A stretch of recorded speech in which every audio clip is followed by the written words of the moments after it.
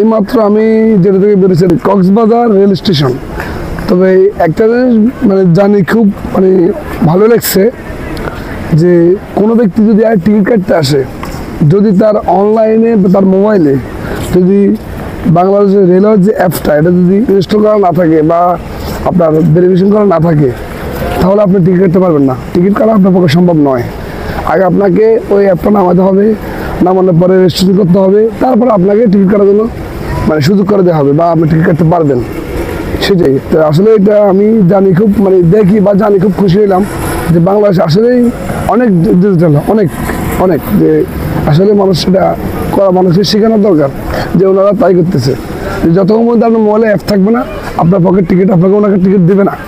সেটাই তো ভাগ্য ভালো যে আমার অনেক আগে করা আছে, আমি আর অন্য জায়গায় ঘুরছি ট্রেনে, এই জন্য আমার অ্যাপটা রেজিস্ট্রেশন করা আছে। আমরা অলরেডি টিকিট পেয়ে গেছি। টাটা কক্সবাজার, আমরা আসতেছি ব্যাক টু নোয়াখালী।